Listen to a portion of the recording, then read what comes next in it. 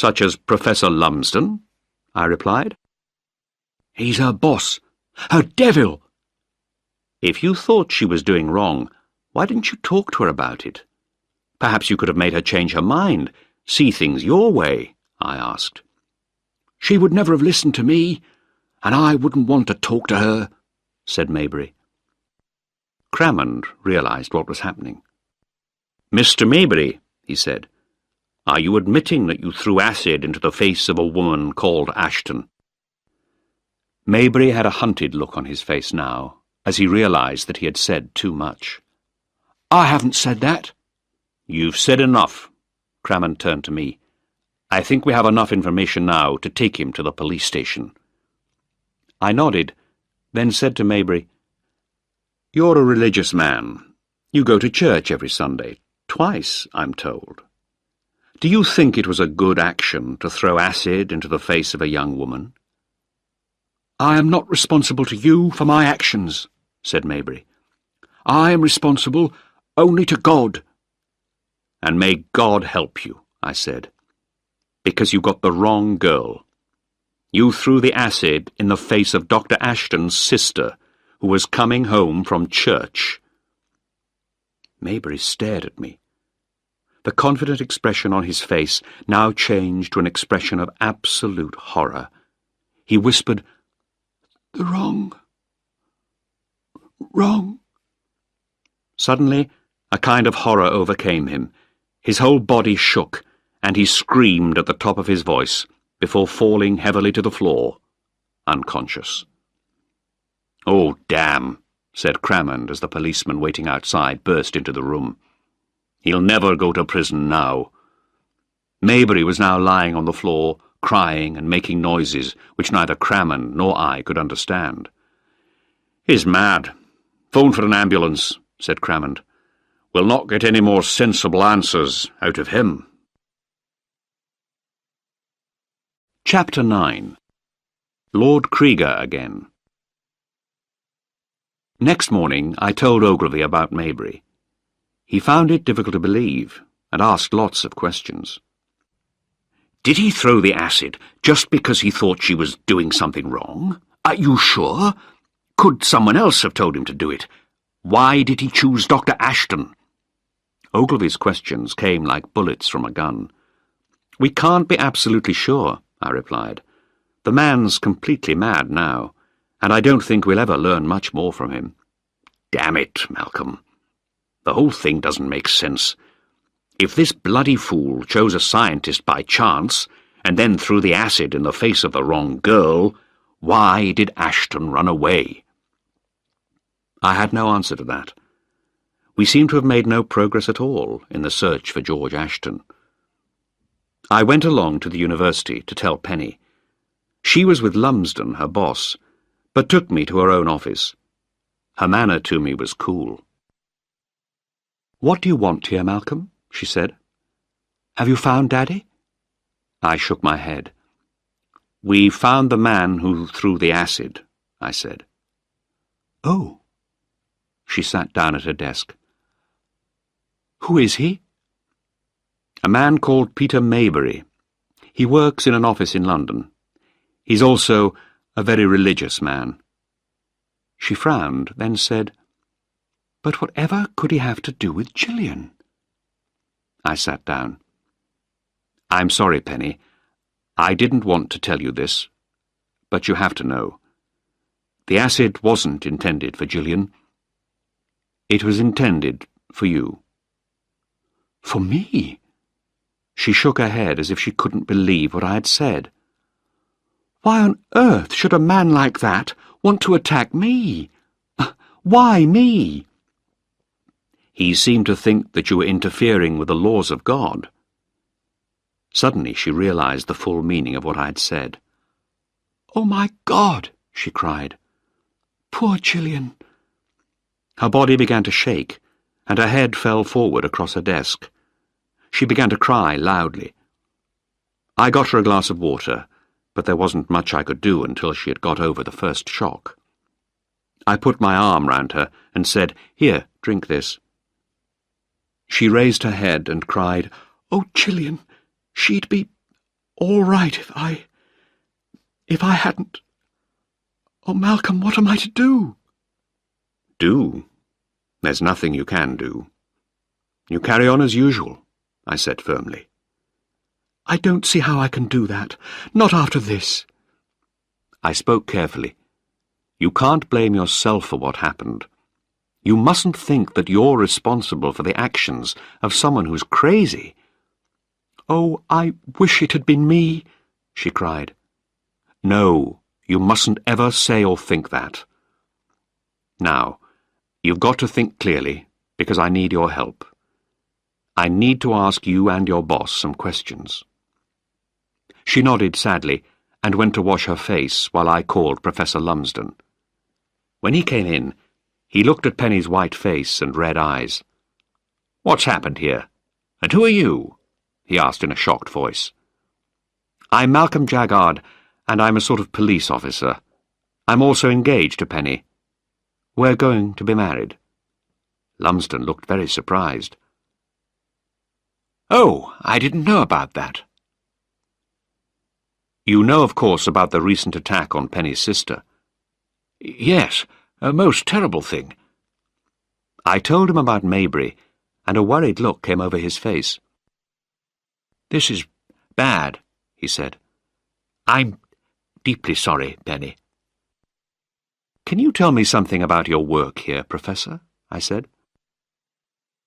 "In a way, this crazy man is right," he said. "We've discovered ways of isolating some of the thousands of genes in the seeds of plants and animals. Then we try to transfer them. It can be very dangerous, but if it works, it will help to produce more and better food in the world. But we are very, very careful. It's terribly important that these new bacteria can't escape from the laboratory until we are absolutely sure they're safe. Some people think we're doing wrong, because it's dangerous. Others, like your Maybury, have religious reasons for wanting to stop us." I could see that Professor Lumsden had nothing to tell me that would help me find George Ashton. Penny was still very shocked and upset, so I drove her home. Weeks and then months went by. The police and my department looked very carefully into Maybury's life and decided that he really was mad. It had been his own idea to throw the acid, and no one else had sent him. His attack had absolutely no connection with George Ashton, which left us with a big problem. Why had Ashton run away? It didn't make sense. My relationship with Penny improved, although neither of us referred to marriage. Gillian's condition improved a little, and the doctors managed to save about a quarter of her eyesight. She was able to leave the hospital and live at home. She and Penny began to make plans to go to the United States, where the doctors would try to repair the damage to her face. One evening, when Penny and I were having dinner, she said, "Do you remember you once talked about someone called Lord Krieger?" "Yes, that's right. Why?" "He's been seeing my boss, Professor Lumsden." That caught my interest. "Was it anything to do with Maybury?" I asked. "No," replied Penny. "The first time he came was just after you opened the strong room in our house." Something seemed wrong to me. Why had Krieger been seeing Lumsden before we knew about Maybury? Was there a connection between Ashton and Lumsden that we had missed? Chapter 10. Tragedy in Sweden. Ogilvy sent for me next morning and showed me a photograph of a man wearing a heavy coat and a fur hat. There was a lot of snow in the picture. "Have you seen that man before?" he asked. "Yes, that's George Ashton," I replied. "No, it isn't," he said. "That man's name is Fyodor Koslov, and he lives in Stockholm. At least, that's what his passport says." He passed another photograph across the desk. I took one look at it and said, "That's Benson." "Are you quite sure?" "These photographs came from our man in Sweden. We didn't have any good recent photos of Ashton and Benson, so you're the only person who can really identify them. I'm quite sure. Those are photographs of Ashton and Benson. What do you want me to do now? I replied. I want you to go to Stockholm. First of all, talk to our man there, a man called Henty. And then, do I contact Ashton? Tell him about Maybury? Tell him it's safe to come back to England? No. It might frighten him if he knows that we are still watching him, even after 30 years. Just watch him and find out what the hell he's doing in Stockholm. Ogilvy didn't know it, but he had just made the worst mistake of his career. It was dark and cold in Stockholm at that time of year, and it never stopped snowing. I felt very cold and wondered why Ashton had decided to come to such a place. Henty, the man who had taken the photographs of Ashton and Benson, was our only man in Stockholm, and it was impossible for him to keep an eye on both of them for 24 hours a day. I had to go to the British Embassy to ask for assistance. The man I saw was called Cutler. He did not like me. "Mr. Jaggard," he said, "we haven't got men free to do casual police work. Why is this man Ashton so important? I've never heard of him." "I'm not allowed to tell you anything more about him. He's too important." He didn't like that, and refused to give me any more men to watch Ashton. So I telephoned Ogilvy in London, and told him about the difficulties that Cutler was making for me. An hour later, Cutler suddenly appeared at my hotel, and arranged for several men to help me. We watched Ashton and Benson very carefully, and they did nothing unusual. Ashton visited museums, went to the theatre and to the cinema, and he spent a lot of time in bookshops. The only strange thing about them was that they did nothing strange. It was as if they were on holiday. I began to wonder if Ashton was having his first ever holiday from the problems of his business life in England. 4 weeks went by like this, a boring time for all of us, and Cutler began to complain that his men were wasting their time. One day, however, Henty came to see me with news that worried me. He had discovered that we were not the only people who were watching Ashton. There was a team of other watchers who also followed Ashton everywhere he went. The next morning, Henty and I followed one of them when his duty period was finished.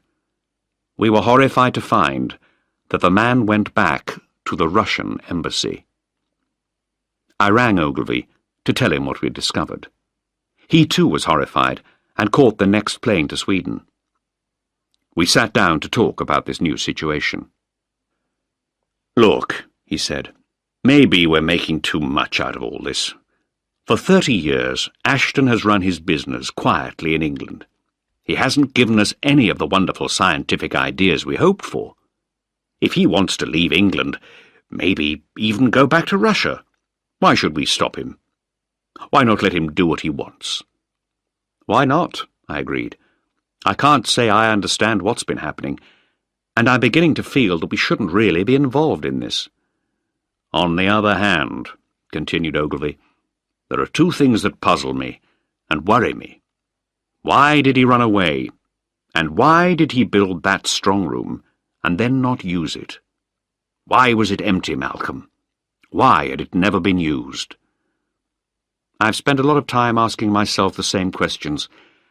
I still don't know the answers, I replied. "That's what worries me. Ashton is a very clever man. He's very good at making people look and think in the wrong direction. That's how he was able to leave Russia in the first place. Maybe he's pointing us in the wrong direction. He's trying to make us believe that he has no secrets. That could mean that there is something hidden, something that could be very important." "Then why the hell did he build the strong room in the first place?" I said, confused. "To deceive us, so that whoever found the strong room would think they were wasting their time. He wanted us to think that because the secret room was empty, there was no secret information to hide." But you think there may be something secret? Some scientific discovery? Hidden in another place? Maybe. Even probably. But I don't know for sure, said Ogilvy. In any case, I can't take the risk of leaving George Ashton for the Russians. I don't know why they're following him, but if they ever find out that he's really Chelyuskin, they'll be very interested, and they'll want him back. Like us, they'll want to know what scientific ideas he's been having in the last 30 years. I can't afford that risk. So, we've got to take Ashton back to England, whether he likes it or not. I could go and tell him the Russians are following him, I suggested. He'd come with us willingly then. I don't know, replied Ogilvy. If he thought the British Secret Service was still following him after 30 years, he might get so angry that he'd go back to Russia willingly. No, that's not good enough. It's too risky. But if he finds out that the Russians are watching him, he'll probably go straight back to England, I said. Provided that he doesn't know about us, growled Ogilvy suspiciously. How do you plan to arrange it? Ask the Russians to wear flags in their hats? Wait a minute, I said. I've got an idea. I turned to Larry Godwin, who had come to Stockholm with Ogilvy. How well do you speak Russian, Larry? That depends on what kind of regional accent you want, he replied. Why? Ogilvy began to understand. I see, he said thoughtfully. The Russians are very careful when they watch Ashton, too careful to make mistakes. But we could make a mistake for them, and frighten Ashton away from them. I like the idea. We considered our plan carefully, and 3 days later, we put it into operation. The situation outside Ashton's flat was becoming crazy. 2 men from the British Embassy were looking in shop windows, waiting for Ashton or Benson to come out. They did not know that they were being watched by 2 Russian agents looking in other shop windows, and the 2 Russians were being watched by 2 men from our department. There was hardly any room left for tourists in that narrow street. At 10:30 that morning, Ashton came out and walked towards the centre of the city. Larry Godwin and everybody else followed him.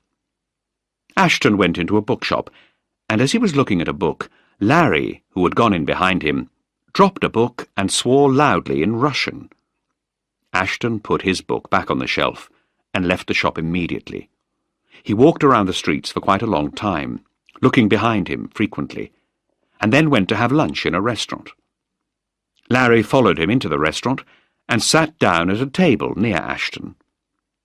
When Larry ordered his meal, he spoke Swedish with a strong Russian accent. Ashton looked very worried and finished his meal rather quickly.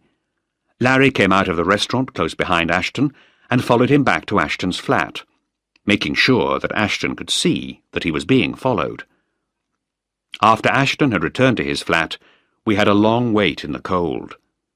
We all had little radio telephones, and at 9:10 in the evening, I received the message we had been waiting for. Ashton and Benson have left the flat. They're carrying bags and walking towards the taxis at the end of the street. Benson took a taxi to the railway station, but Ashton went off in the opposite direction. At the station, Benson bought 2 tickets for Göteborg in the west of Sweden. There was half an hour before the train left, but Ashton did not appear, and when the train went, only Benson was on it, together with several of my men. Ashton had disappeared again. I decided to follow the train by car. If Benson had bought 2 tickets, maybe Ashton intended to join him at the next station. I sent 2 men to the first station where Benson's train would stop, and Larry and I drove to the next station, Eskilstuna.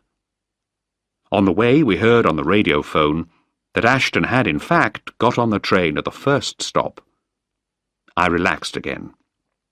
"We've got them now," I told Larry. But when we arrived at the railway station at Eskilstuna, we learnt that Ashton and Benson had jumped from the train when it stopped near a small country village. I looked at the map. The nearest town was called Strangnas, and we arrived there about an hour later. It was a small town with only one hotel. Henty knew it quite well because it was also an army training centre which he had visited officially. He went into the hotel and found that Ashton and Benson were definitely there, probably fast asleep in their rooms. We booked into the hotel too, and I made my plans for the next morning. I wanted Michaelis, Brent and Henty to be early for breakfast. I would be sitting in a car outside the hotel. Brent would have a secret radio microphone and would talk quietly into it so that he could tell me what was happening. Halfway through breakfast, Larry was to go in and make Ashton think that the Russians had succeeded in following him, even to Strangnas. The next morning, I waited in the car. I hated what I was doing. I wanted to go and talk to Ashton, to tell him everything that had happened, and convince him that he had run away from England for the wrong reasons. I wanted to explain to him that the acid attack on Gillian had been a mistake made by a madman, and that it had nothing at all to do with him. I wanted to persuade him that it was completely safe to go back to England and take up his normal family and business life again. But Ogilvy did not want that. He did not want Ashton to know that he was still being watched by the British Secret Service. And I had to do what Ogilvy said, even if I disagreed with him. At the same time, I liked George Ashton. He was Penny's father, and I hated myself for what I had to do. Michaelis, Brent and Henty went to have breakfast in the hotel at 7:30. A quarter of an hour later, Ashton and Benson came into the restaurant and sat down for breakfast. 5 minutes later, Larry Godwin arrived and spoke to the waitress in Swedish with a very strong Russian accent. Ashton noticed him and went very, very pale.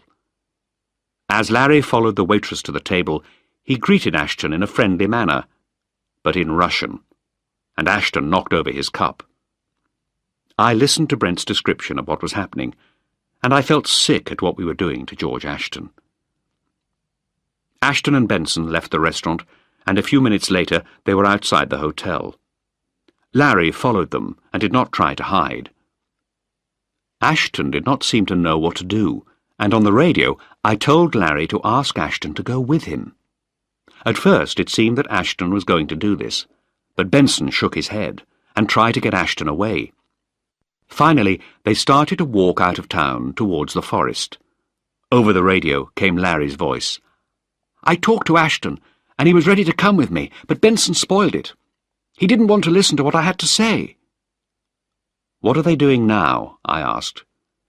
"They've just left the road and walked into the forest." We all followed them into the trees. They kept changing direction to try to get away from us, and twice we nearly lost them. After we'd gone about 3 kilometres into the forest, I heard the sharp sound of guns. From where I was standing, I could not see Ashton, but Henty was further ahead.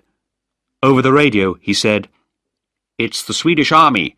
This is a training area, and Ashton is walking straight towards the guns. He'll get himself killed." I started running as fast as I could. I had to stop George Ashton, and I did not care what Ogilvy said. I ran on until I thought my chest would burst. I shouted, "Ashton! George Ashton! Stop!" He stopped and turned round, and his eyes grew wide with surprise. I had almost reached him when there was a single shot, and Ashton fell. I heard Henty run past me as I bent over Ashton. There was blood coming from the corner of his mouth. "Malcolm, what?" "Take it easy, George," I said, holding him up in my arms. He pulled his hand from his pocket with a piece of paper. The... Then he fell back, his eyes still open, looking at the sky. George Ashton was dead. I knelt there in the snow, thinking how badly I had done my job. I cursed Ogilvy, and wished I had done what my own mind had told me was right. But it was too late. I had never felt so bad in all my life. Henty came back with a gun in his hand. "I got him," he said. "Got who, for God's sake?" "Benson." I stared at him. "You shot Benson?" He looked at me in surprise. "Well, he shot Ashton, didn't he? I saw him do it. Maybe you couldn't see him, but I did." This was almost too much for me. "Benson shot Ashton?" "Yes, he tried to shoot me too," said Henty. "And if anyone shoots at me, I shoot back." I was still trying to take this in when there was a loud noise at the top of the hill above us, and a huge army vehicle appeared. It stopped in front of us, and a Swedish officer climbed out. Henty threw his gun on the ground as I looked at the piece of paper that Ashton had tried to give me. It was a railway timetable for trains from Stockholm to Göteborg. The Swedish police were not happy. They had 2 dead bodies and 4 live men in the middle of an army training area. They took us to an army centre where we were kept for the next 3 weeks. I had no idea what was happening back in London, but suddenly, early one morning, I was told to get dressed and was taken to Stockholm Airport.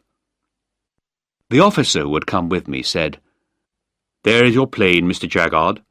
You are no longer welcome in Sweden." I arrived at Heathrow Airport in London and was met by Ogilvy. He took me to my flat and told me to report to his office the next morning. As I got out of the car, I asked him about Penny. He told me that she was away in Scotland. "Does she know?" I asked. "Yes," Ogilvy said quietly. He put a piece of paper in my hand and said, "You ought to read this."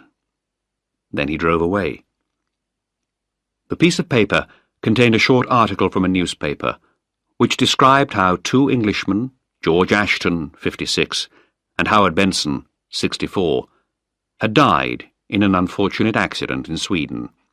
They had walked into an army training area by mistake and been killed in the gunfire. Chapter 11. More Mysteries and New Dangers. In Ogilvy's office the next morning, I had to go over everything that had happened, from my arrival in Stockholm until Ashton's death. Ogilvy wanted to be sure of every detail. The mystery was Benson. Why had he shot Ashton? He had worked for Ashton for more than 20 years. What possible reason could there be for killing him so suddenly? Ogilvy had studied every known fact of Benson's life, and had found nothing wrong, nothing strange, nothing even slightly suspicious. Ogilvy told me I had to attend a meeting with people from other departments the next day. He reminded me that officially I did not know of Ashton's background as Chelyuskin, because that was in level black of the computer, which I was not supposed to have read. The meeting on the next day was difficult. All the people there seemed to be the heads of other departments which had been embarrassed by what had happened in Sweden.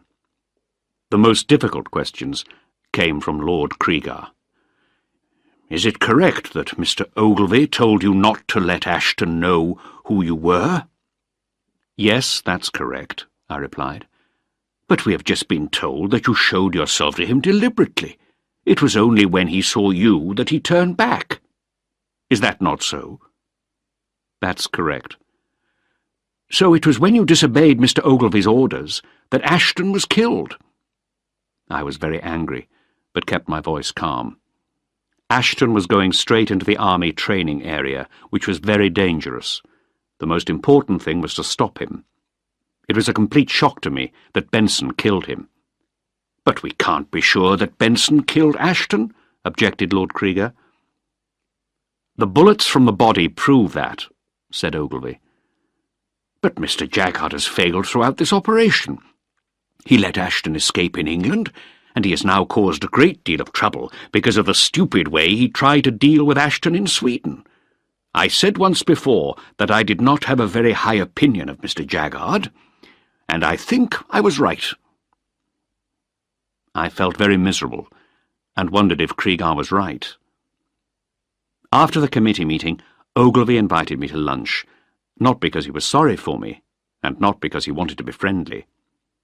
To my great surprise, he wanted to continue to investigate the Ashton case, and that was to be my new job. As far as everyone else was concerned, I had made a terrible mistake, and I had to be punished.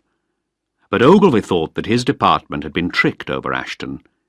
He wanted to know who had tricked him, and why. And he thought that I was the best man to find this out. I was not at all happy with this plan. It would mean more lying to Penny, and I had done enough damage to our personal lives already. Ashton had been killed, and I felt that I was responsible for that. Ogilvy disagreed. "You didn't kill Ashton. Who did?" "Benson killed him, damn it." Ogilvy raised his voice to a shout. "Then find out why, for God's sake. Don't do it for me, do it for Penny. Find out why Benson, who lived so long in the same house with her father, with her and her sister, find out why Benson killed her father. You owe that to her." "All right," I said. "You've convinced me. I'll do it for her." After I left Ogilvy, I said goodbye to the people I had worked with in the department. They felt sorry for me, because my new job was, as far as they knew, as a messenger, but there were no messages for me to take. In fact, I went off to start the investigation which Ogilvy wanted me to do. I went out to Marlow to find out if Penny was back from Scotland. As I arrived, I bumped into Peter Michaelis, who was just leaving the Ashton house. "What the devil are you doing here?" I asked. "Playing model trains," he replied happily. "Miss Ashton gave me permission to use the set upstairs whenever I like. It really is a fantastic railway. Here, look at this book." He showed me a thick book of railway timetables. "Ashton was trying to run this old timetable, but it doesn't seem quite correct. It's not the same as the original timetable, so I'm going to try to compare his timetable with one that I've got at home." "Which Miss Ashton gave you permission to do this?" I asked. "Gillian," he replied. "I used to talk to her a lot when she was in hospital. When she found I was interested in the model railway, she said I could come along and play with it. She's a nice girl, and we get on very well." He paused. "I don't spend all my time with the railway." I smiled. "Is Gillian here now?" "Yes, she is, and she's expecting Penny home for lunch." Penny was very pleased to see me. Ogilvy had told her that I had been on some secret job in the United States when her father was killed. I was very grateful for this lie. It made it easier for me to avoid telling her too many direct lies.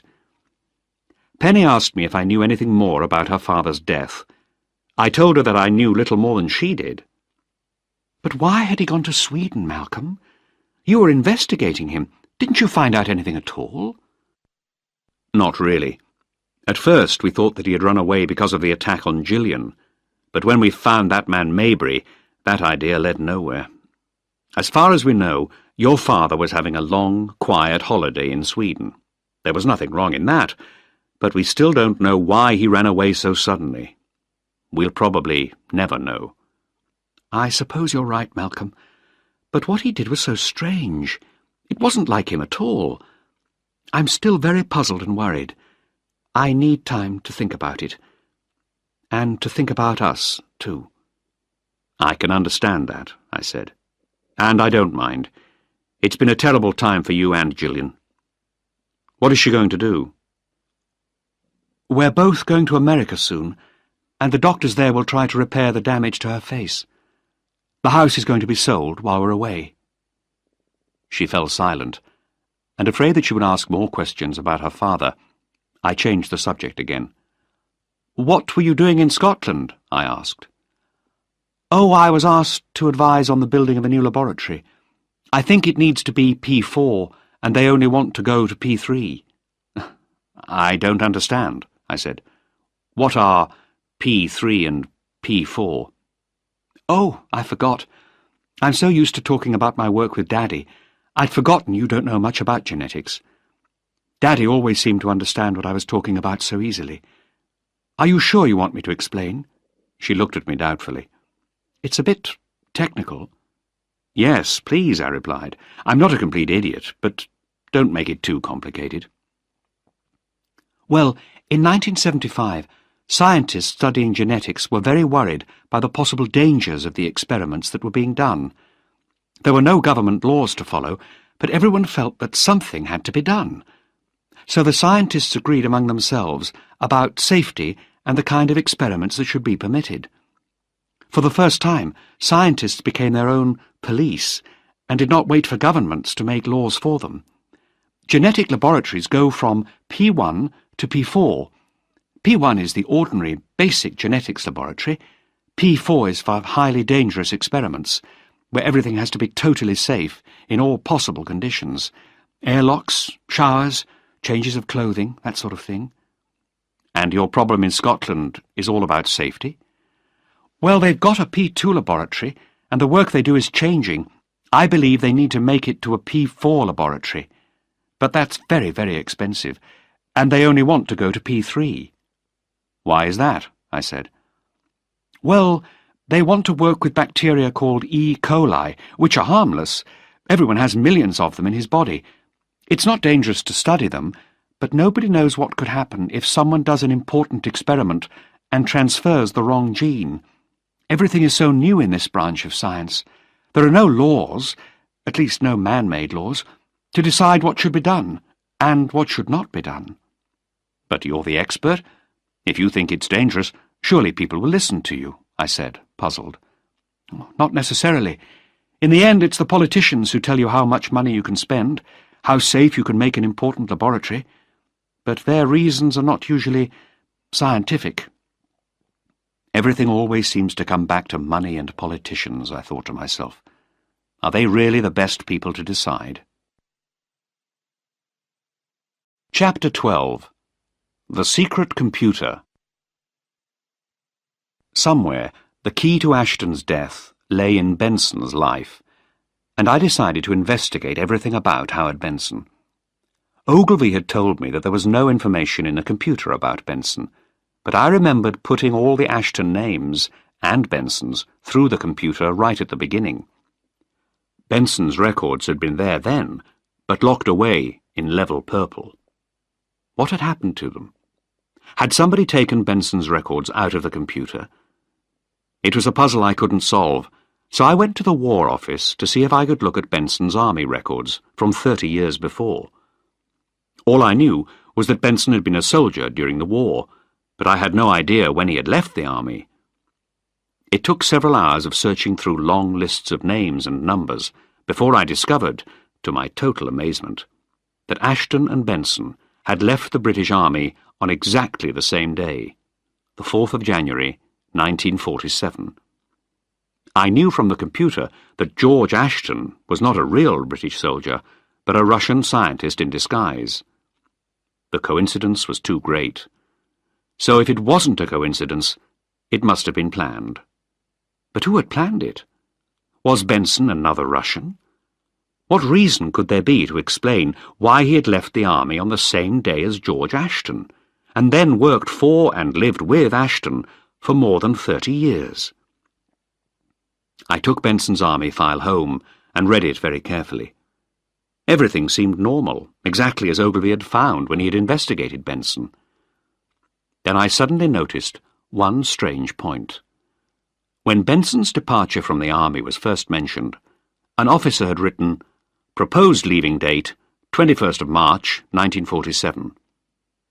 But Benson had actually left on the 4th of January, 1947.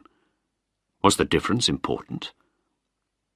The health of every soldier is carefully watched and recorded, and I looked at Benson's medical record in the army. Early in November 1946, he had complained that he had pains in his left arm. In December, the doctor had asked for a special examination of Benson's heart, and 3 weeks later, in January 1947, Benson had left the army. I telephoned a friend of mine who was a doctor. If a man in his early 30s complains of a pain in his left arm for 3 months, What could be wrong with him? I asked. "Oh, that depends," he replied. "It could be one of several things. If it's a friend of yours, tell him to go to a doctor at once." "Why? Is it so serious?" "It could be a kind of heart disease," he replied. "Is that bad?" I asked. "Would the man survive?" "Oh, that depends again," said the doctor. "Is he fit? Does he smoke?" I remembered that Benson had had a desk job in the army. "Let's suppose that he's not fit, and that he smokes. Then he could drop dead at any time, if he doesn't get the right treatment immediately. Malcolm, is this someone I know?" "No," I replied. "There was a man in that condition in 1946. He died a few weeks ago, 30 years later. What do you think of that?" "I'm very surprised. Most people with that condition would have died long ago." The next person I spoke to was Benson's last doctor in Marlow. He was not keen to tell me about Benson's health, but I asked him when Benson had last had a heart attack. He laughed and said, "I can certainly tell you that. There was absolutely nothing wrong with Benson's heart. It was in excellent condition."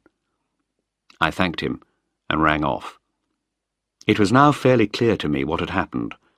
The real Benson had suffered from a bad heart and had died after the 18th of December 1946 and before the 4th of January 1947. Somehow, a new healthy Benson had taken his place, had left the army on the 4th of January, and had then remained very close to George Ashton until the day, 30 years later, when he had killed him. I had learned something, but I did still not know why Benson had killed George Ashton. It was time for Penny and Gillian to leave for America. They had decided to sell the house at Marlow, and the auction was going to be held while they were away. Gillian expected to be in America for quite a long time, but Penny hoped to be back after a week or two. She was then supposed to go back to visit the laboratory in Scotland. It was about this time that I began to feel that somebody had given me quite a lot of valuable information, but I had failed to recognize its full importance. What was it? I thought about it for hours, but the right piece of information refused to come to the surface of my mind. Something I had heard, or maybe something I had read, was the key to the problem. But I could not find out what it was, no matter how much I tried. On the day of the auction, I went to the Ashtons' house near Marlow.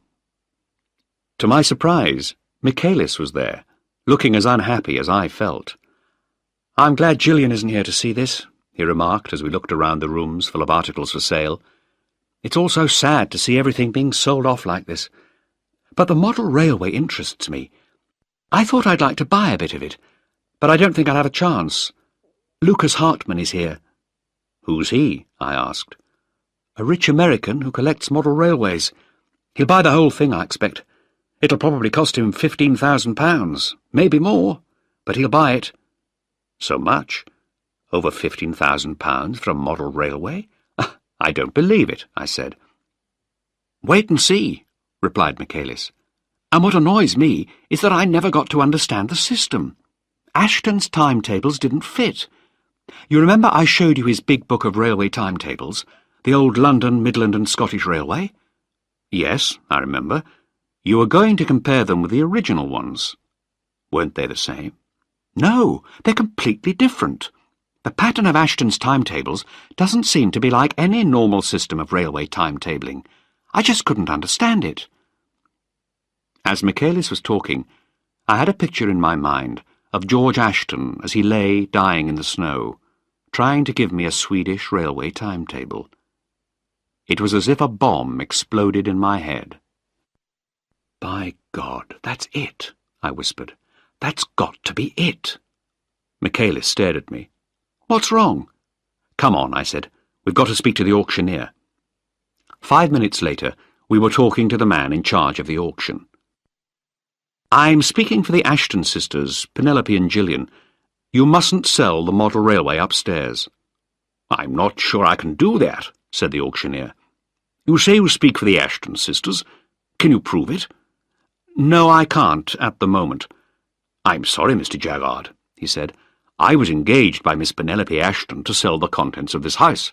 I can't stop that without a letter from her. But she's in the United States, I almost shouted. Then there's nothing to be done, he said. The sale must go ahead. I tried ringing Ogilvy, Penny's lawyer, even Penny herself in America, but I could find none of them. Finally, I rang my bank manager. "What can I do for you, Mr. Jaggard?" he asked. "Later this afternoon, I'm going to write a fairly large cheque, more than I have in my bank account at the moment. I want to borrow enough money to cover a cheque for £20,000 or even £25,000 for a month. Can I do that?" "Yes, I don't see any difficulty, Mr. Jaggard. We'll cover your cheque. I hope you know what you're doing. In any case, come and see me tomorrow about it. I'll need your signature on some papers." I put the phone down. Michaelis was looking at me as if he thought I had suddenly gone mad. "Listen," I said. "I think we found Ashton's secret hiding place. I think that model railway is a computer, a sort of mechanical computer. You couldn't understand Ashton's railway timetables. You said they didn't fit the original ones.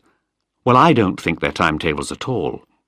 They're computer programs, and that's where Ashton had been hiding all his original thinking.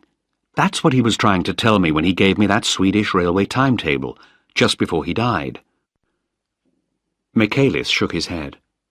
"It's a crazy idea," he said slowly. "But I suppose you might be right." "I hope to God I am right," I said. "I'm taking a big risk. A very expensive risk." We went back to the room where everything was being sold. The auctioneer was just starting to sell the railway. "Ladies and gentlemen, this is a unique model railway with the most modern control equipment. It is one of the finest examples of model railways that we have ever seen. How much will you offer me for it?" The offers started at £8,000 and went up slowly to £15,000. Hartman had said nothing, but suddenly he offered £16,000. I held up a finger, and the auctioneer said, "I have £17,000. Will anyone offer me more than £17,000? Hartman raised his finger to offer £18,000. The only two people crazy enough to spend so much money for a model railway were Hartman and myself. The price went up and up. Finally, I won. Hartman stopped, and the auctioneer called out, "Sold to Mr. Jaggard for £31,000. Just as I was talking to the auctioneer, Michaelis called me to the telephone. It was Ogilvy. I told him what I had done. I told him that the department now owed me £31,000 for a model railway. I do not wish to write down the words that he used to describe me. Chapter 13. Ashton's Work and Benson's Secret. From America, Penny wrote to say that the operations on Gillian's face were going well. She said that Gillian wanted me to pass this news on to Peter Michaelis, as she could not write herself. In her next letter, Penny asked me to meet her at Heathrow Airport, and that made me feel a lot better. If she had decided not to marry me, she would not have asked me to meet her. When I met her, she was very tired, but I took her to her new flat in London, and we sat talking for a while. She told me about her visits to several American universities. "They're doing very good work with PV40, she said. "What's PV40? I asked. "Something to do with genetics." "Oh, it's a virus, but it's harmless to human beings," she laughed. "I keep forgetting that you don't know anything about genetics." Suddenly, the little worrying thought at the back of my mind expressed itself. "When your father was alive, did you talk to him a lot about your work?" I asked. "Oh, yes," Penny replied, "all the time. He knew quite a lot about it, and he understood things very quickly. He even made some suggestions which surprised Professor Lumsden." "Why was that?" "Well, Daddy never did any experiments in genetics. He learned things from talking with me. But some of the ideas he had were very clever. They were unusual, but they worked when Lumsden and I tried them out in the laboratory." I felt like a man who has just found a key after looking for it for many weeks. The next day, I went to see Ogilvy. He had been very suspicious of my ideas about the model railway, but he had agreed to investigate it. The railway had been moved to a secret place, and the computer experts had begun work on it. At first they thought it was a great joke, of course, but after a while they realized that it was definitely a computer, and that the timetables were detailed programs. Unfortunately, they had not been able to understand the programs yet, but at least I was not £31,000 the poorer. I told Ogilvy about my latest idea. I think we can guess what Ashton's computer programs are all about. The date of the first one is about the time Penny started her research in genetics. I believe Ashton taught himself genetics because that was what his daughter was studying. He used her books and her notes and didn't need to buy anything which would tell outsiders what he was studying. She could keep him up to date with the latest developments without anyone ever suspecting that he was busy learning the subject, probably even better than Penny herself knew it, and all without ever going near a laboratory. "If you're right," said Ogilvy, "what do we do about it?" "Talk to Penny, of course," I said. "Tell her what we think. See if she agrees. Let her tell us what she knows." "No, that's too risky," he said. "We'd have to tell her too much about her father and why he wanted to hide what he was doing." "But you can't keep this secret from her. Not if you want to understand it.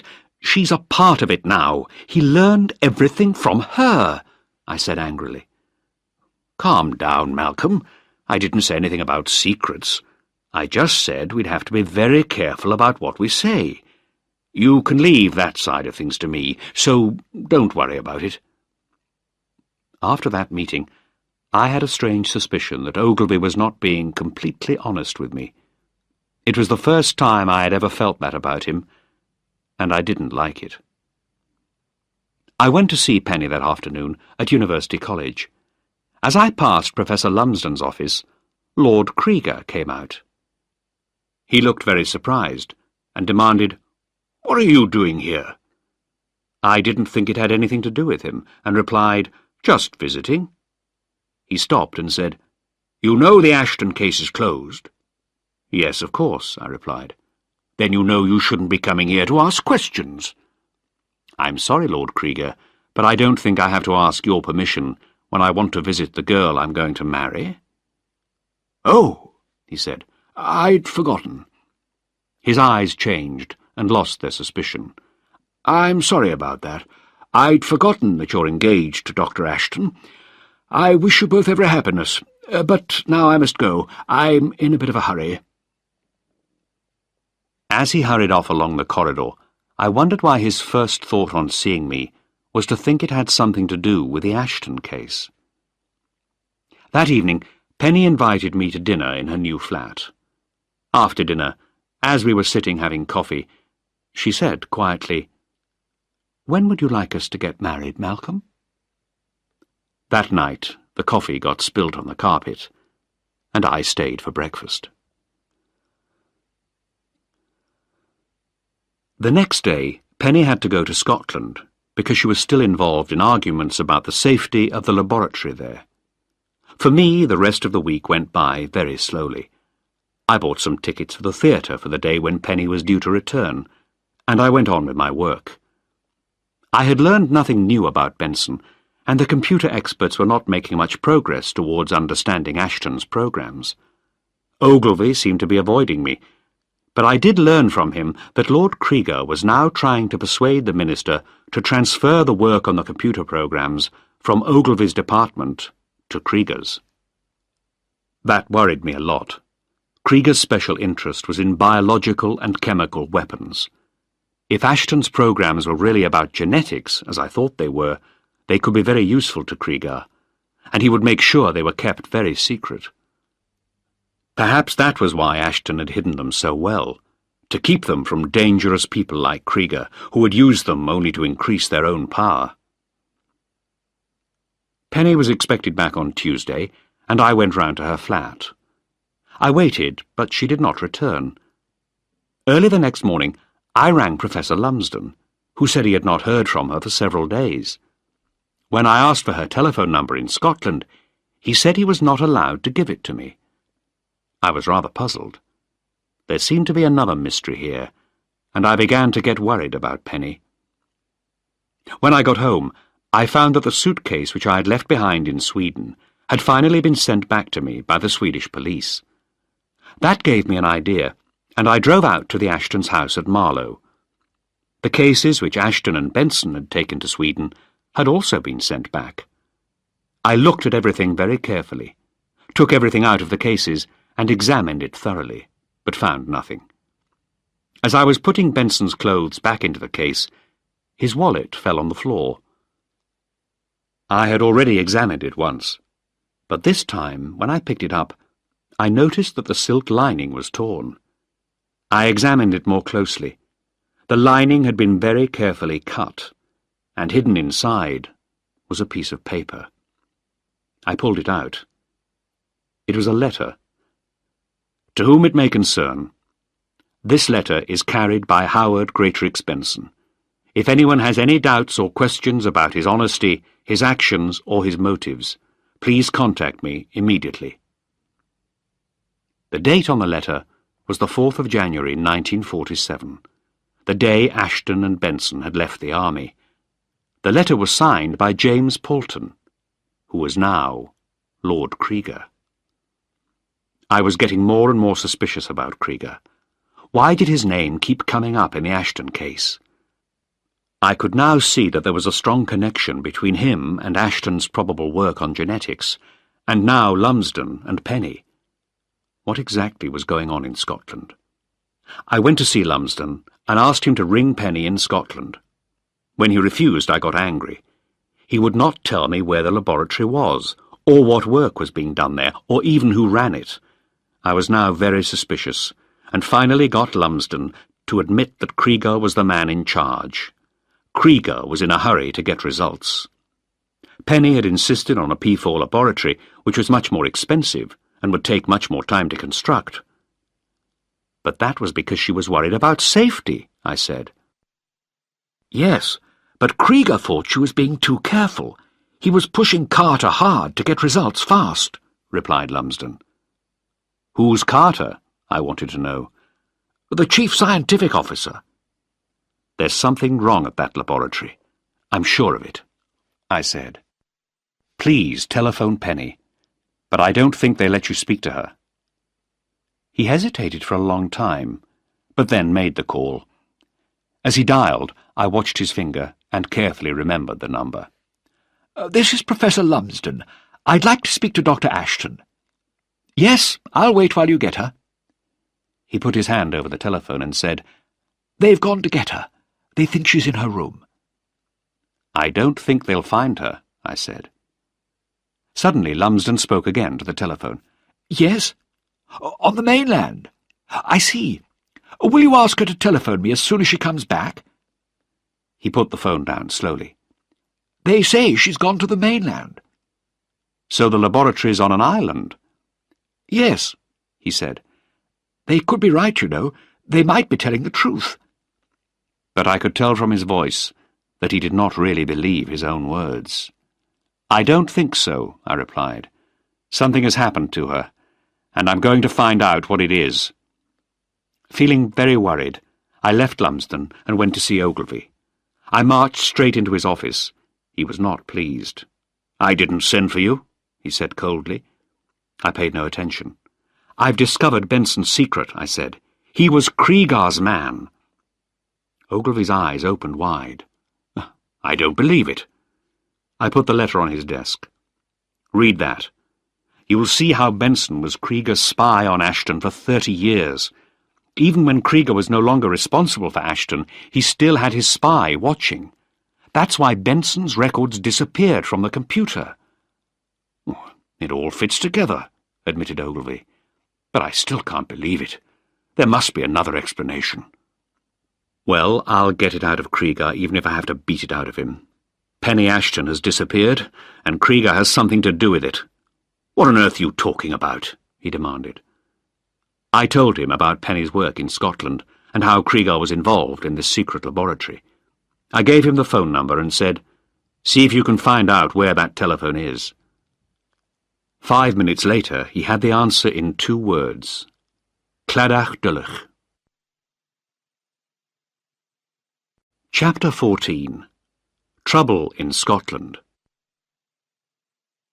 Cladach Dulwch was a hard place to get to. It was one of the summer islands off the northwest coast of Scotland, islands which are beautiful in summer and terrible in winter. I flew to Inverness and hired a car to drive across Scotland to Ullapool, the nearest fishing village to Cladach Dulwch. It was late when I arrived, but I found a small hotel quite easily. I managed to find a fisherman who promised to take me to Cladach Dulwch the next morning, if the weather was right. Before dinner, I sat in the bar talking with the local people. They did not know much about what happened on Cladach Dulwch. There were a few buildings, that was all, but the people who worked there always came and went by helicopter. They never came to Ullapool. Nobody else was allowed to land on the island. "What do you think they're doing there?" I asked. "Do you think it's another Grignard?" Grignard was a Scottish island where a government experiment in biological weapons had gone very wrong many years ago. The island had been badly poisoned and was still too dangerous for anyone to go there. "It had better not be," said a man called Archie Ferguson angrily. He was a tall, powerful Scot with a soft voice and a fierce-looking face. "If we thought it was another Grignard," he went on, "we'd take the fire to it and burn everything to the ground." After dinner, I made a telephone call to Cladach Dulwch. A voice said, "How can I help you?" "I'd like to speak to Dr. Ashton. My name is Malcolm Jaggard." "Just a moment, I'll see if she's available," came the reply. There was a 4-minute silence. Then another voice said, "I'm sorry, Mr. Jaggard, but Dr. Ashton went to the mainland and hasn't come back yet." "Whereabouts on the mainland?" I asked. There was a pause. "Where are you speaking from, Mr. Jaggard?" "From London. Why?" The voice did not answer the question. "She went to Ullapool. That's our nearest town. She wanted to do some shopping. May I ask how you got our number?" "Dr. Ashton gave it to me," I lied. "When do you expect her back?" "Oh, I don't know. The weather has changed, and I don't think she'll be able to get a boat back to the island until tomorrow morning. I'm sure she'll be back then." "I see. May I ask who I'm speaking to?" "I'm Dr. Carter." "Thank you, Dr. Carter. I'll ring tomorrow." As I put the phone down, I knew that I was not the only person who was telling lies. I went back to the bar and spoke to Archie Ferguson again. "I've been talking to the people on Cladach Dulwch. They told me a woman came to Ullapool today from the island. She's about 1.70 meters tall, dark hair, about 28 years old." Robbie Ferguson, Archie's brother, interrupted me. "How did she come from the island?" "By boat," I answered. "Then she didn't come," he said positively. "There's no boat on Cladach Dulwch, only a helicopter. Nobody came from the island to Ullapool today, I can promise you that." The next morning, Robbie Ferguson's boat took me across the rough seas to Cladach Dulwch. It was a low island, which looked as if the sea could cover it at any time. Before I left, I said to Archie, "Look, if I'm not back by 4 o'clock this afternoon, I want you to get the police and come looking for me." "And if they won't let us land on the island, what do we do then?" he wanted to know. I took a card from my pocket and gave it to him. "If I don't come back, ring that number and ask for a man called Ogilvy. Tell him everything you know." "I'll do that, and maybe we'll come with fire to make Cladach Dulwch clean again. Fire is a great thing for destroying what is bad." I did not argue with him, but as Robbie and I approached Cladach Dulwch, I felt better knowing that I had Archie Ferguson behind me in case anything went wrong. He was a dependable man. It was a rough voyage across the sea to Cladach Dulwch. Although it was not a high island, the sharp rocks made it a difficult place to land. I could not think of any reason why anyone should want to build a biological laboratory there, unless they had something which they very much wanted to hide. Robbie Ferguson brought the boat in as close as he could, and I jumped onto the rocky shore. I saw a notice, "Government property, landing forbidden." It did not say who had forbidden everyone to land on the island. There were some steps leading from the rocks where I had landed. When I got to the top, a man came running up. "Stop! Can't you read?" he shouted. "Yes, I can read, but the boat's gone." "Well, you can't stay here. What do you want?" "I want to talk to Dr. Carter," I replied. "What about?" "If Dr. Carter wants you to know what we talk about, I'm sure he'll tell you later," I said sharply. "Who are you?" the man said angrily. "Same answer," I replied. "Just take me to Carter."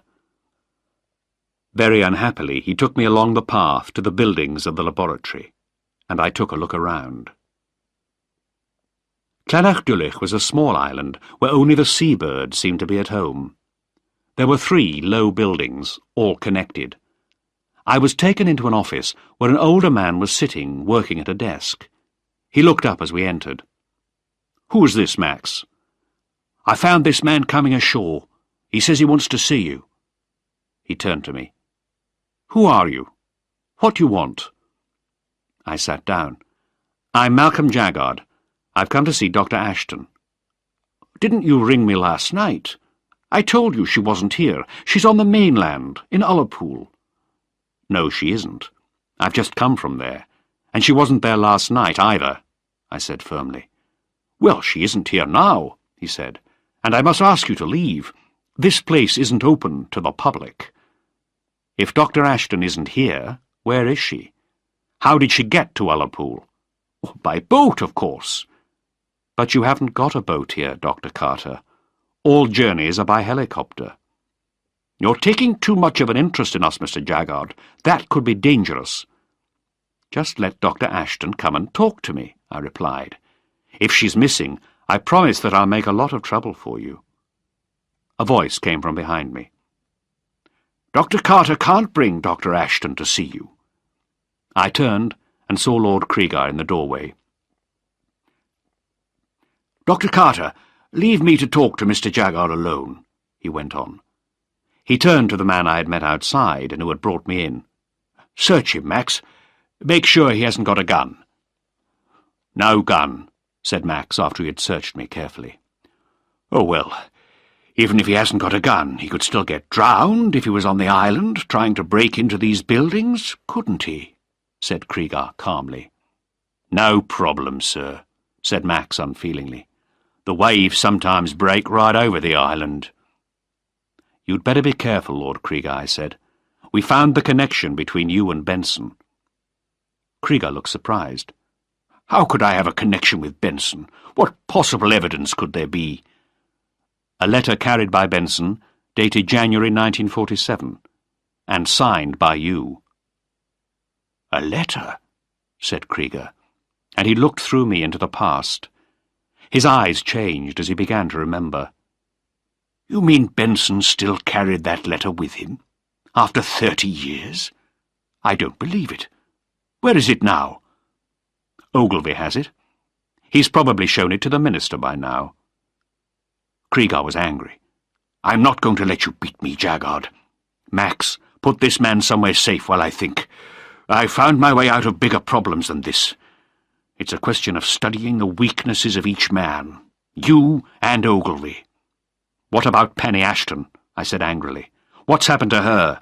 "You'll see her in good time," said Krieger coldly, "if I allow you to." In my anger, I wanted to attack him violently, but Max had a gun in his hand, so I could do nothing. I was taken along a corridor and into a small, dark room. The door closed heavily behind me, and I was left alone in the dark to think about my problems. I realized that it had been a good idea to tell Krieger about the letter. That had saved me. Before I had mentioned the letter, Krieger was thinking of having me thrown into the sea, but the knowledge that Ogilvy had the letter had stopped that plan. But I now had a very clear idea of just how dangerous Krieger could be. I was in that black room for many hours, but finally the door opened. Max was there with his gun, and safely behind him stood Krieger, looking relaxed. "Come with me," he said, and I followed him along the corridor with Max walking behind me, his gun in his hand. "I've found a way of dealing with Ogilvy. There'll be no problem there," said Krieger casually. "But that still leaves you. After you've seen Dr. Ashton, we'll have a talk." He stopped at a door. "In here?" he said. I went into a room with a large window, which looked into another room. There was a bed in that room, and a woman was lying in the bed, unconscious, with plastic tubes leading from her to various machines. I could hardly recognize my Penny. "In God's name, what happened?" I shouted at Krieger. "Oh, there was an accident last week. I'm afraid Dr. Ashton is rather ill." "What's wrong with her?" I shouted again. "We don't know. It's something new, and Carter can't identify it." I was very angry and very frightened for Penny. "It's your fault, isn't it? She wanted you to have a P4 laboratory and you were too mean. This place isn't safe. Why isn't she being properly looked after? She should be in a hospital, one of the best hospitals." "You're probably right," said Krieger calmly. "But that would create risks for me. Not health risks, but risks of security. This is a top-secret laboratory." "But you can't leave her to die here. She needs to have the very best of medical treatment," I shouted at Krieger. "You're in no position to make demands of me," said Krieger, and walked out. I followed him along the corridor to Carter's laboratory. We went inside, through an airlock between two doors. There were glass cases all round the walls, containing small dishes with Carter's experimental bacteria. Each dish was in its own protective glass box. Krieger turned to me. "Look, you can see we do take care here. What happened to Dr. Ashton was an accident, a 1,000,000 to 1 chance. It's very important to me that you believe me." "If you'd listened to her, it wouldn't have happened," I said. "But I believe you. I don't think it was done on purpose. What's so important about what I think, anyway?" "Well, I can come to an agreement with Ogilvy, but I still have to make sure you don't give away my secrets." "Have you spoken with Ogilvy?" I asked. "Yes, of course. He understands." I felt sick with disgust. Even Ogilvy seemed to be willing to hide the truth, to allow himself to be bribed by this dangerous government official. I knew then that I would never work with Ogilvy again. "The trouble is that you have to be around Jaggard for some time to come. If anything happened to you, Ogilvy might change his mind. That's too great a risk, and it creates a problem for me." "How to keep my mouth shut without actually killing me?" "Exactly. You are a man like myself. We go straight to the heart of any problem. But I think we can do business. I'll exchange the life of Dr. Ashton for your silence." I looked at Krieger with total disgust. He had said that the solution to his problem would be found by studying men's weaknesses, and he had found mine. "As soon as you agree, Dr. Ashton can be taken to hospital. There's a document I want you to sign. It'll make sure that you remain silent." A telephone rang. Krieger told Max to give him the gun and then answer the call. There was silence as Max listened, saying only, "Who? Where? How many?" He put the phone down. "There's trouble outside. A lot of men are landing on the island." "Who are they?" said Krieger. "Local people." "Stupid Scots fishermen. Go and chase them away, Max." As Max left, Krieger turned to me and asked, "Is this anything to do with you?" "How could I start a local war?" I asked. "But I want Penny in hospital fast. How do we get off here?" "A phone call will bring a helicopter in 2 hours." "You'd better make that phone call then," I replied. While he was thinking about what I had just said, I hit him hard in the stomach. As he fell to the floor, his gun went off. The bullet missed me, but I heard the crash of breaking glass. By the time he picked himself up, I was holding the gun. "What's the number to ring for the helicopter?" I said. "You can't win, Jaggard," shouted Krieger. "Nobody will ever believe your word rather than mine." He turned his head, noticed the broken glass, and screamed, "Oh, God! Look what you've done! I'm getting out of here." 2 of the glass cases in the laboratory were broken, and the contents of the dishes had spilled on the floor. Krieger tried to push past me to get out of the room. He did not seem to care about the gun, so I hit him over the head, and he fell to the floor, unconscious. I turned quickly as the door of the laboratory burst open and Archie Ferguson appeared. "Get out!" I shouted. "Get out! It's not safe! Go next door and I'll talk to you." The door shut very quickly, and a moment later I saw Archie through the glass window of Carter's laboratory. Krieger still lay unconscious at my feet. Chapter 15. Biological Disaster. There was a microphone on one of the tables in Carter's laboratory. I picked it up with a shaking hand and spoke. "Can you hear me, Archie?" He nodded and picked up another microphone. "What's happened here, Malcolm?" he asked. "This place is bloody dangerous, Archie. Don't go into any of the laboratories. Go and tell your men that now." Archie dropped the microphone and ran off quickly to tell his men. After a few minutes, he came back, and I told him to arrest everybody on the island. I showed him my official identity card and said, "That gives you the power to arrest people. The government will support that. You're working under my instructions." "What do we do now?" he wanted to know. "Ring Ogilvy and let me speak to him. I daren't come out of this laboratory. I don't know what experiments they're doing here, but the bacteria we've accidentally released are almost certainly very dangerous." When I turned around, Krieger was starting to wake up, but he said nothing. The call to Ogilvy came through. Before he could start asking questions, I said sharply, "This is an emergency. Krieger's laboratory has gone wrong. There's 1 serious case of infection and 2 suspected cases. The bacteria causing it are new to medicine, probably man-made, and highly infectious. We need immediate hospital treatment for 3 people in P4 conditions. I suggest the biological centre at Porton Down." "I'll get that arranged at once," said Ogilvy. "Who are the 3 people in danger?" "The serious case is Penelope Ashton." There was a gasp at the other end of the line. "Oh, my God!" "I'm sorry, Malcolm," came Ogilvy's voice.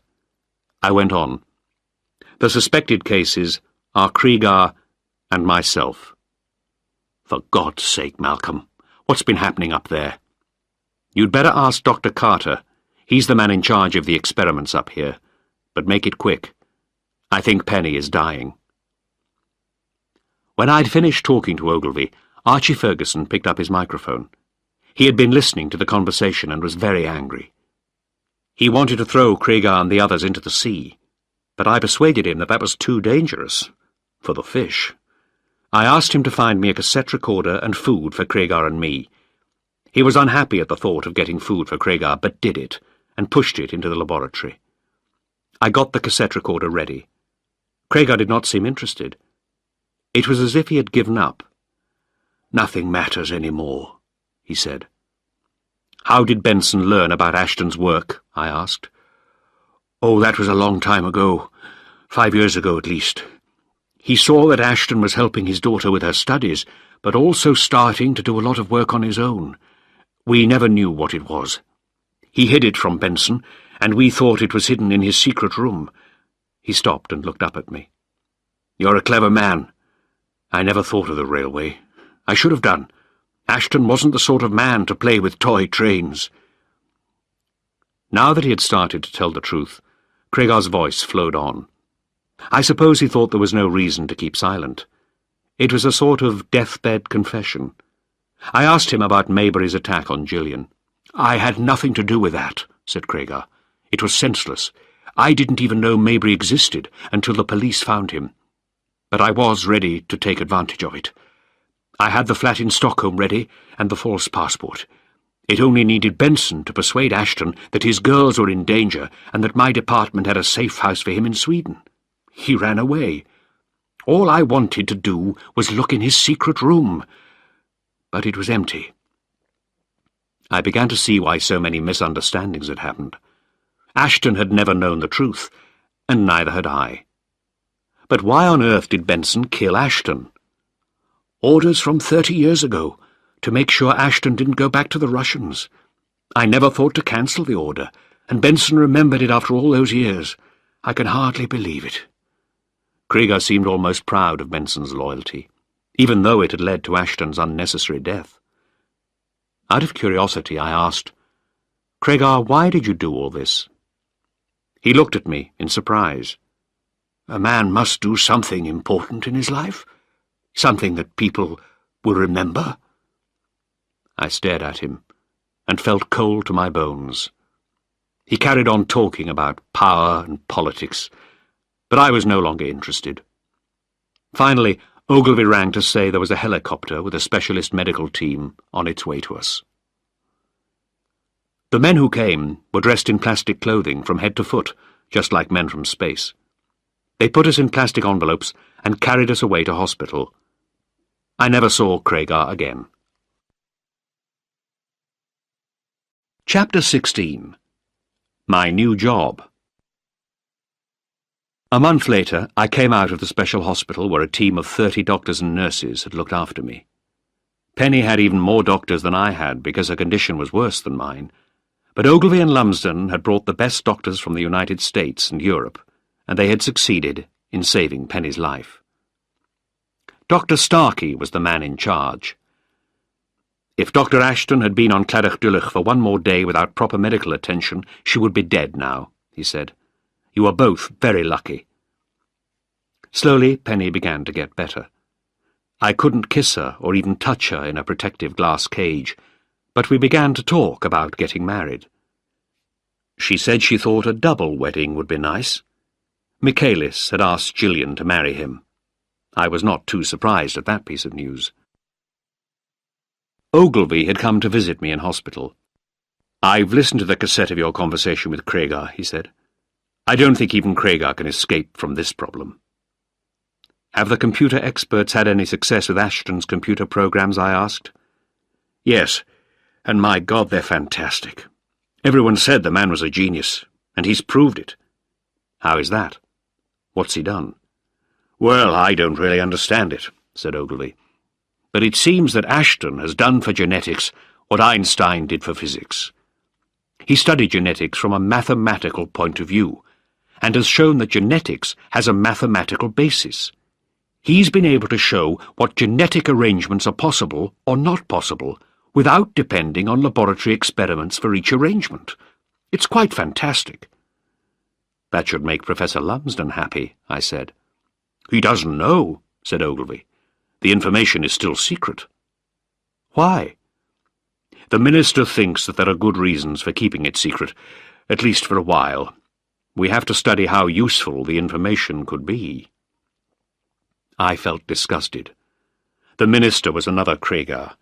He had found a piece of important information, and that gave him power, as long as it was secret.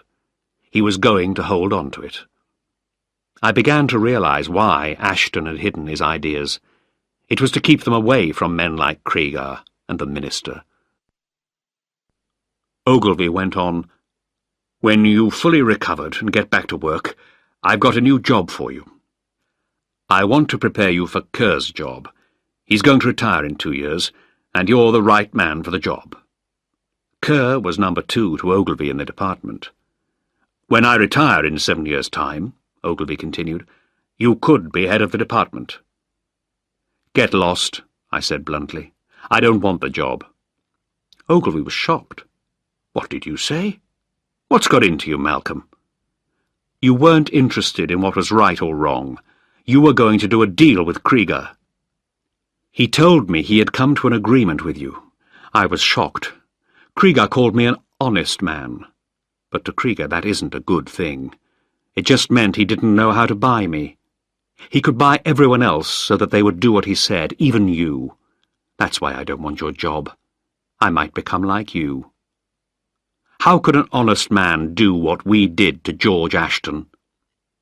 "Malcolm, I don't think you're being sensible about this," he replied angrily. "I'm a human being. I try to be honest, and I want to stay that way.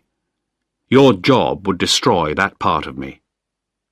Ogilvy went away, very unhappy. Chapter 17. The Future. And we all lived happily ever after. At least, that's what would have happened in the old-fashioned kind of story we all used to read when we were children. But my story is different. Penny came out of hospital fully recovered. Gillian came back from New York, looking better than she had before the acid attack.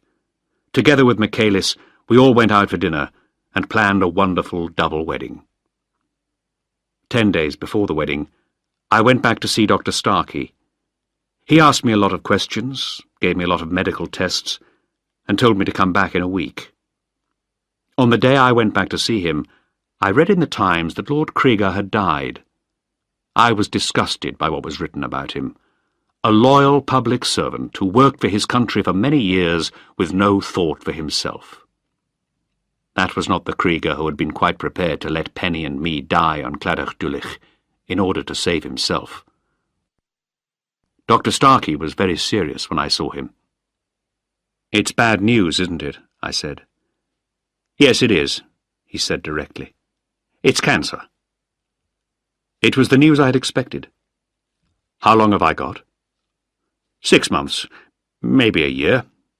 It could be longer, but not much." "Is this the same thing that killed Krieger?" I asked.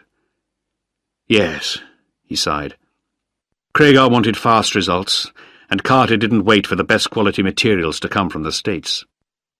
He used some experimental bacteria which were difficult to control biologically, and he didn't have the right kind of laboratory.